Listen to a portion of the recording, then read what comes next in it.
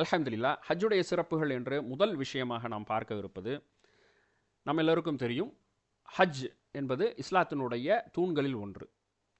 புனியல் இஸ்லாமு அல ஹம்சின் அப்படிங்கிற ஹதீஸை பார்க்குறோம். அதாவது என்ன, இஸ்லாம் 5 தூண்களின் மீது கட்டப்பட்டுள்ளது அப்படிங்கிறத பார்க்குறோம். அதில் என்னென்ன சொல்லப்படுது? ஷஹாதா, அதாவது அஷ்ஹது அல்லா இலாஹ இல்லல்லாஹ் வ அன்ன முஹம்மதர் ரசூலுல்லாஹ் அப்படிங்கிற ஷஹாதா. அல்லாஹ்வை தவிர வணங்கப்படுவதற்கு இறைவன் வேறு யாரும் இல்லை என்பதையும், முஹம்மது ஸல்லல்லாஹு அலைஹி வஸல்லம் அவர்களை நான் தூதராக ஏற்றுக்கொண்டேன் அப்படிங்கிற அந்த ஷஹாதாவை நாம் முதல்ல சொல்கிறோம். அடுத்ததாக இகாமத்து ஸலா, அதாவது தொழுகை நிலைநாட்டுதல். அதில் ஈதாய் ஜகாத், அதாவது ஜகாத் கொடுத்தல். இதெல்லாம் இஸ்லாத்தினுடைய தூண்கள். அதே போல் ஹஜ்ஜல் பைத், அல்லாஹ்வினுடைய ஆலயத்தை பிரவேசிப்பது. அதே போல் சௌமு ரமதான், ரமதான் மாதத்தில் நோன்பு இருப்பது. இப்படியாக 5 தூண்கள் இஸ்லாத்தினுடைய 5 தூண்களாக இருக்குது. ஒரு தூண்கிறது என்ன? ஒரு பில்டிங்கில் ஒரு தூண் அப்படிங்கிறது என்ன? அந்த தூணை விழுந்துருச்சுன்னு சொன்னால் அந்த அந்த பில்டிங்கே விழுந்துடும், அப்படி தானே? அப்போது இஸ்லாம் என்பது இந்த 5 தூண்களின் மீது கட்டப்பட்டிருக்கிறங்கிறது ஹதீஸாக இருக்குது. எனவே இதில் யாராவது ஒருத்தவர் ஏதாவது ஒன்றை தன்னுடைய வாழ்வில் மறுப்பாராக இருந்தால் அவர் இஸ்லாத்தை விட்டே வெளியேறி விடுவார். ஒருவர் தொழாமல் இருப்பதுங்கிறது பாவியாக இருப்பார். ஆனால் தொழுகையே இல்லை இஸ்லாத்தில்னு ஒருத்தவர் சொன்னார்னா அவர் இஸ்லாமியரே இல்லை அப்படிங்கிறது தான் அதில் இருக்கக்கூடிய கருத்து. அதே போல் ஒருத்தவர் ஜக்காத் கொடுக்காமல் இருக்கிறாருன்னா அவர் ஜக்காத் கொடுக்காததற்காக அவர் பாவியாக இருப்பார். ஆனால் ஜக்காத்துங்கிற ஒரு கடமையே இஸ்லாத்தில் இல்லை அப்படின்னு ஒருத்தவர் சொன்னார்னா இஸ்லாத்தை விற்றே அவரை வெளியேற்றிவிடும். அதுபோலத்தான் கடமையான நிலையில் ஹஜ் செய்வதற்கான பொருளாதாரம், உடல் வலிமை என்று எல்லாம் இருந்தும் ஒருத்தவர் ஹஜ்ஜை செய்யாமல் இருக்கிறார் அப்படின்னாக்கா அவர் பாவியாக இருப்பார். ஆனால் ஹஜ்ஜுங்கிற விஷயம் தேவையே இல்லை, ஹஜ்ஜுங்கிறது இஸ்லாத்திலே இல்லை அப்படின்னு ஒருத்தர் சொன்னார்னா அவர் இஸ்லாத்தை விற்றே அவரை வெளியேற்றிவிடும். எனவே ஹஜ்ஜுங்கிறது இஸ்லாத்தினுடைய 5 தூண்களில் ஒன்று. இந்த ஹதீஸில் இன்னொரு விஷயம் ஒன்று கவனிக்கணும் நம்ம. அதாவது இந்த புனியல் இஸ்லாம் அலா ஹம்சின்னு சொல்லி இஸ்லாம் 5 தூண்களை கட்டப்பட்டு இருக்கிறதுங்கிற வரக்கூடிய அந்த ஹதீஸில் ஹஜ்ஜுங்கிற தான் இறுதியாக நோன்பு வருது. எனவே இதில் நம்ம பெறக்கூடிய படிப்பினை என்னென்னா, இன்றைக்கி நம்ம எல்லாரும் என்ன செய்கிறோம்? எல்லா கடமைகளையும் செய்கிறோம், ஆனால் ஹஜ்ஜை தவிர. ஹஜ்ஜை என்ன செய்கிறோம்? பிற்படுத்தி ஒரு வாழ்க்கையில் நல்லா வயசான காலத்தில் செய்ய முடியாமல் போகக்கூடிய அந்த காலத்தில் செய்வதற்கான ஒரு இபாதத் என்பதாக நம்ம அதை தள்ளி போட்டுக்கிட்டே இருக்கிறோம். அப்படிப்பட்ட ஒரு விஷயம் இல்லை என்பதையும் இந்த ஹதீஸில் ஒரு நுணுக்கமான ஒரு விஷயமாக நாம் பெற்றுக்கொள்ள முடிகிறது. ஏன்னா ஷஹாதா, தொழுகை, ஜக்காத்து, நோன்பு, ஹஜ் அப்படின்னு நம்ம பொதுவாக பேச்சு வழக்கில் சொல்லுவோம். ஆனால் ஹதீஸில் எப்படி வருது அப்படின்னு சொன்னால் ஷஹாதா, தொழுகை, ஜக்காத்து, அதன் பிறகு ஹஜ், இறுதியாக நோன்பு என்பதாக அது வரிசைப்படுத்தப்பட்டிருக்கு. எனவே ஒருவர் ஹஜ்ஜை தன்னுடைய வாழ்நாளில் இறுதியில் செய்து கொள்ளலாம் என்று தள்ளி போடுவதற்கான முகாந்திரம் எதுவும் இல்லை. ஒருவருக்கு ஹஜ் கடமையாகி விட்டது என்று சொன்னால், அதற்கான பொருளாதாரமும் வலிமையும் உடல் வலிமையும் வந்துவிட்டது என்று சொன்னால் அவர் அந்த ஹஜ்ஜை நிறைவேற்றி ஆக வேண்டும் என்பதை நாம் இதன் மூலமாக நாம் தெரிந்து கொள்கின்றோம். அல்ஹம்துலில்லாஹ். எனவே ஹஜ்ஜை பொறுத்தவரையில் நமக்கு பொருளாதாரம், ஹஜ்ஜு செய்வதற்கான பொருளாதாரம் நமக்கு வந்துவிட்டது என்று சொன்னால் உடல் வலிமை இருக்கக்கூடிய அந்த சமயத்திலே ஹஜ்ஜு நமக்கு கடமையாகிறது. எனவே நாம் அதை பிற்படுத்தி செய்வது என்பதோ அல்லது தள்ளி போடுவது என்பதோ ஒரு செய்யக்கூடாத ஒரு காரியம். எனவே நாம் அதை விரைந்து செய்ய வேண்டும். அல்லாஹ் தஆலா தன்னுடைய திருமறையில் கூறுகிறான், வ அத்திமுல் ஹஜ்ஜ வல் உம்ரத லில்லாஹ். அல்லாஹ்விற்காக உங்களுடைய ஹஜ்ஜையும் உம்ராவையும் நீங்கள் முழுமையாக்குங்கள், பூரணப்படுத்துங்கள் என்பதாக அல்லாஹ் தஆலா குறிப்பிடுகின்றான். எனவே நாம் ஹஜ்ஜை செய்ய வேண்டும். இது ஹஜ்ஜுடைய சிறப்புகளில் ஒன்று. அடுத்ததாக ஹஜ் அமல்களில் சிறந்தது எது என்று அல்லாஹ்வுடைய தூதர் ஸல்லல்லாஹு அலைஹி வஸல்லம் அவர்களிடத்தில் கேட்கப்பட்டது. அது அல்லாஹ்வுடைய தூதர் ஸல்லல்லாஹு அலைஹி வஸல்லம் என்ன சொல்கிறாங்கன்னா, அல்லாஹ்வையும் அவனது தூதரையும் நம்புவது அப்படின்னு சொல்கிறாங்க. அடுத்ததாக அடுத்தது என்ன அப்படின்னு கேட்குறாங்க. கேட்கும் பொழுது அல்லாஹ்வின் பாதையில் ஜிஹாது செய்வது, அல்லாஹ்வின் பாதையில் ஜிஹாது செய்வது என்பதாக குறிப்பிடுறாங்க. மூன்றாவதாக என்ன என்று அடுத்ததாக கேட்கும்போது அல் ஹஜ் என்பதாக சொல்கிறாங்க. ஹஜ் செய்வது மூன்றாவது சிறந்த காரியம் என்பதாக, அதாவது எதற்கு பிறகு ஈமான் கொள்வது, ஜிஹாதுக்கு பிறகு அமல்களில் சிறந்தது ஹஜ் என்று அல்லாஹ்வுடைய தூதர் ஸல்லல்லாஹு அலைஹி வஸல்லம் குறிப்பிடுறாங்க.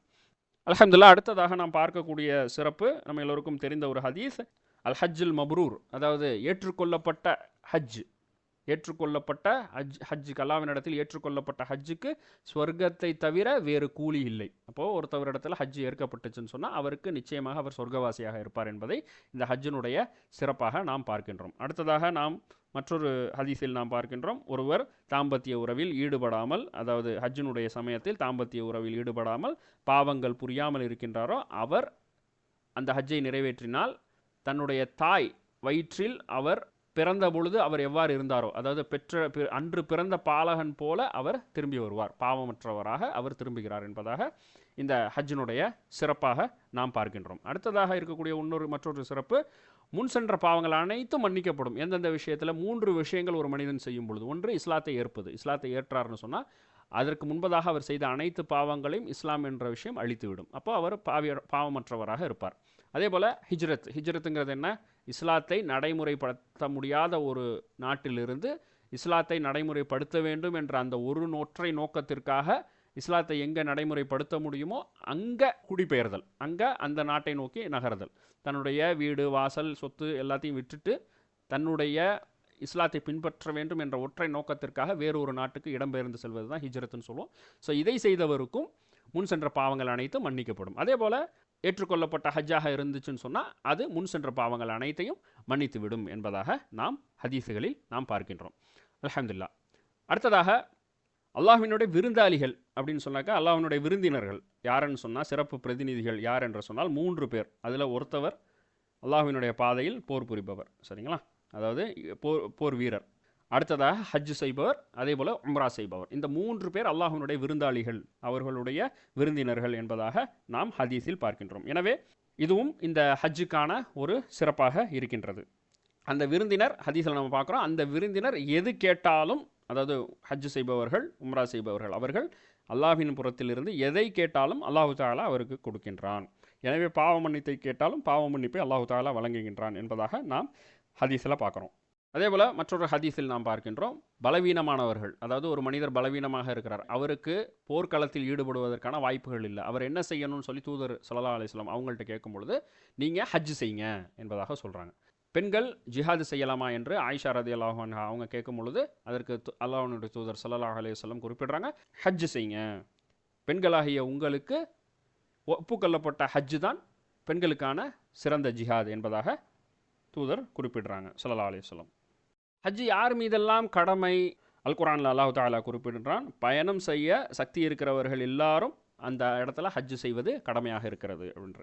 சக்தி பெற்றவர்கள் அப்படின்னு சொன்னால் 2 விதமான வலிமை. ஒன்று உடல் வலிமை இருக்கணும், அதே போல் பொருளாதாரம். ஒரு இடத்துல பொருளாதாரம் வந்துவிட்டது என்று சொன்னால் ஹஜ் செய்கிறதுக்கான பொருளாதாரம்னா ஹஜ் பெரிய ஒரு கோடி ரூபா இருக்கணும் அப்படிங்கிற மாதிரி இல்லை. ஹஜ் செய்கிறதுக்கு எவ்வளவு தேவையோ அந்த பொருளாதாரத்தை அடைந்து விட்டால், அதே போல் உடல் வலிமை, அவருக்கான உடல் வலிமை, ஹஜ் போய் வந்து பயணம் பண்ணுவதற்கான உடல் வலிமை அவருக்கு இருக்கிறது என்று சொன்னால் அவர் மீது ஹஜ் கடமையாகிவிட்டது.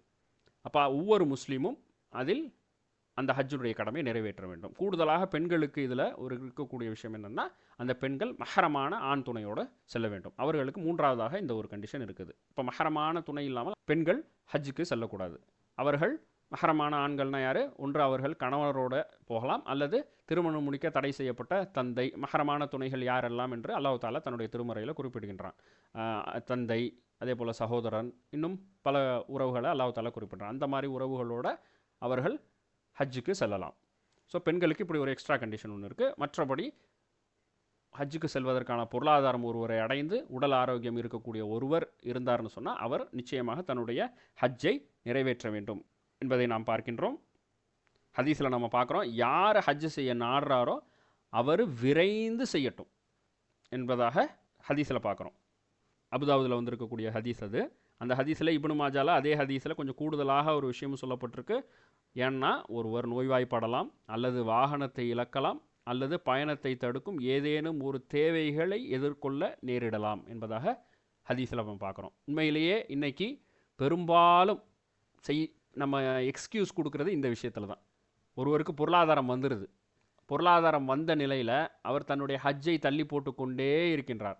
அவர் என்ன நினைக்கிறாரு, 50 வயசில் செஞ்சுக்கலாம், 60 வயசில் செஞ்சுக்கலாம் அப்படின்னு தள்ளி போடுறாரு. ஆனால் அல்லாஹ் தஆலா தன்னுடைய, அதாவது ஹதீஸில் நம்ம பார்க்குறோம், நோய்வாய்ப்படலாம், வாகனத்தை இழக்கலாம், அல்லது பயணத்தை தடுக்கும் ஏதேனும் ஒரு விஷயம் நிகழலாம், அதனால் நீங்கள் உங்களுடைய ஹஜ்ஜுடைய பயணத்தை தள்ளி போடாதீங்கிற தெளிவான ஒரு வழிகாட்டல் தூதர் ஸல்லல்லாஹு அலைஹி வஸல்லம் அவங்கக்கிட்டேருந்து நமக்கு வந்திருக்கு. இன்றைக்கி 2 விஷயங்கள் நடக்குது. இன்றைக்கி நம்ம பார்க்குறோம், பொருளாதாரம் அடைஞ்சிருக்கிறாங்க, உடல் ஆரோக்கியம் இருக்கும், ஆனால் அவங்க ஹஜ்ஜை தள்ளி போட்டுக்கிட்டே இருப்பாங்க. காரணம் என்னென்னா, வீடு கட்டுற வேலை இருக்குது, பிள்ளைங்களை கட்டி கொடுக்குற வேலை இருக்குது, இன்னும் எவ்வளோ விஷயங்களை காரணப்போக்குகளை சொல்லிக்கொண்டு இந்த ஹஜ்ஜுடைய காரணத்தை ஒரு பொருட்டாகவே எடுக்காமல் தள்ளி போட்டுக்கொண்டே இருக்கிறார்கள். ஆனால் இப்படி ஒருத்தவர் செய்யலாமா அப்படின்னாக்கா கூடாது.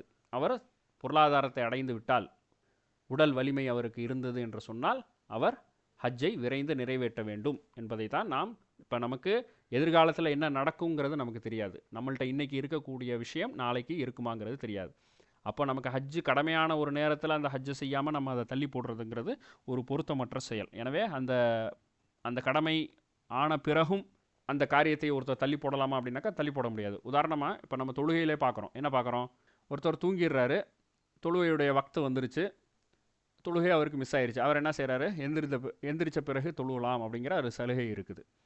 ஆனால் அதே சமயத்தில் தொழுகையுடைய நேரம் வந்து விட்டது, அந்த வக்து வந்துருச்சு. வக்து வந்ததுக்கப்புறம் ஒருத்தர் தூங்குறாரு அப்படின்னு சொன்னால் அவருக்கு தொழுகை மிஸ் ஆனிச்சுன்னா அவருடைய கணக்குங்கிறது வேறு.